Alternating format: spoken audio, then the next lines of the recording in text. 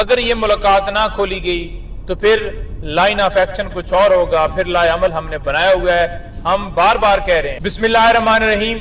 ایاک نعبد و ایاک نستعین۔ آج کے کپتان عمران خان صاحب کے کیسز کے حوالے سے تفصیلات یہ ہیں کہ ایک تو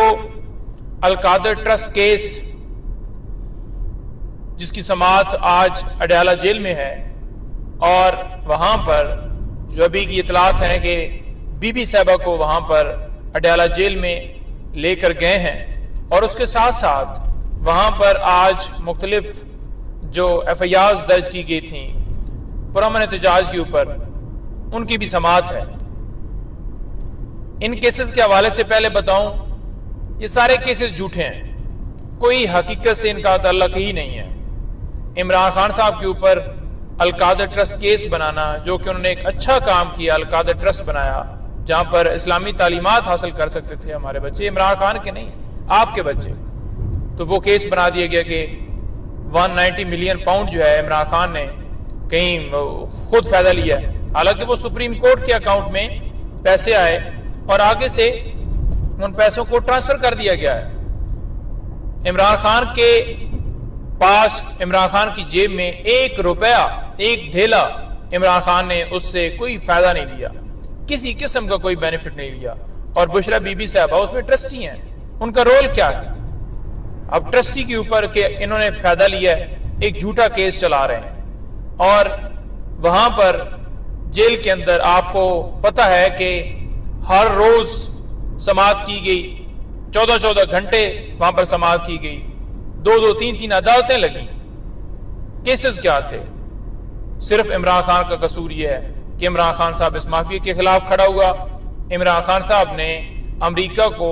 ایبسولوٹلی ناٹ کہا کہ میں کسی صورت اڈے نہیں دوں گا، اس کے بعد وہاں سے دھمکیاں ملتی ہیں اور حکومت عمران خان صاحب کی گرا کر ان چوروں کو نافذ کیا جاتا ہے، جن کو آج پھر دوبارہ نافذ کیا گیا ہے۔ یہ کیسز اڈیالہ جیل میں ہیں، کوئی سماعت کی جسٹیفیکیشن ہی نہیں ہے جیل کے اندر، لیکن آپ کو پتہ ہے کہ نہ کوئی قانون ہے، نہ کوئی آئین رہا ہے ملک کے اندر۔ اس کے ساتھ ساتھ سائفر کیس اور توشہ خانہ کیس، وہ اسلام آباد ہائی کورٹ کے اندر زیر سماعت ہے۔ عمران خان صاحب کو ان کیسز میں سزائیں ہوئی تھی، بی بی صاحبہ کو بھی اور شاہ محمود قریشی صاحب کو۔ آپ کو پتہ ہے کہ بی بی صاحبہ کو توشہ خانہ کیس میں سزا ہوئی اور شاہ محمود قریشی صاحب کو سائفر کیس میں ہوئی، تو ان سزاؤں کے خلاف اپیلیں فائل کی تھی۔ ان اپیلوں کے اوپر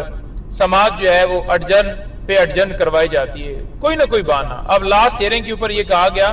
کہ آپ اپیل میں نہیں آ سکتے تھے، آپ نے ریٹ فائل کرنی تھی، آج پھر رکھا گیا ہے، اور وہی ہوگا کہ آخر میں یہ کہا جائے گا کہ ٹھیک ہے جی آپ نے اپیل ٹھیک فائل کی، صرف ٹائم گن کیا جا رہا ہے۔ سمجھ سے باہر ہے چیزیں کہ کیوں عدالتیں بھی اس چیز کو اگنور کر رہی ہیں۔ کوئی آ کر بہانہ بناتا ہے بیماری کا، کوئی آ کر بہانہ بناتا ہے کہ اس کا پیٹ خراب ہے، کوئی آ کے بہانہ بناتا ہے تیاری نہیں ہے تو اس کو دے دی جاتا ہے۔ جب عمران خان صاحب کو سزائیں سنانی ہوں کیسز میں تو 14 گھنٹے میں کہہ رہا ہوں کہ وہاں پر سماعتیں جاری ہوتی ہیں، لیکن جب ضمانت کا معاملہ ہو یا کوئی اس طرح کی ریلیف کی بات ہو یا کوئی ہم اپنا حق، آئینی حق مانگنے کے لیے یا فیئر ٹرائل کے لیے کوئی درخواست لے کر جائیں یا بنیادی انسانی حقوق کی خلاف ورزیوں کے حوالے سے درخواست ہو، لیول پلینگ فیلڈ کے حوالے سے درخواست ہو، تو کوئی سنوائی نہیں ہے۔ ٹارگٹ صرف عمران خان صاحب ہیں، اور جو اڈیالہ جیل میں ملاقاتوں کے اوپر پابندی لگائی گئی ہے، ہم فی الفور اس کی رہائی کا مطالبہ کرتے ہیں، اور بڑا دو ٹوک کہتے ہیں کہ اگر یہ ملاقات نہ کھولی گئی تو پھر لائن آف ایکشن کچھ اور ہوگا، پھر لائے عمل ہم نے بنایا ہوا ہے۔ ہم بار بار کہہ رہے ہیں کہ یہ جو اس وقت کی جیلی فارم 47 کی پیداوار حکومت ہے، چاہے پنجاب میں ہو چاہے وفاق میں ہو، ہم ان سے کہہ رہے ہیں کہ یہ اوچھے ہتھ کنڈے جو ہیں یہ بند کیے جائیں۔ مسلم امہ کے لیڈر، اس کی پارٹی، اس کے تمام ورکر سپورٹرز، جتنے لیڈران، جتنے قید و بند ہیں، تمام کے ساتھ جو سلوک کیا جا رہا ہے، ہم پرزور مطالبہ کرتے ہیں کہ یہ سلوک بند کیا جائے، اور ان سب کو، جتنے ہمارے لوگ کپتان عمران خان صاحب کے ساتھ ساتھ جتنے لوگ گرفتار ہیں، ان تمام لوگوں کو رہا کیا جائے۔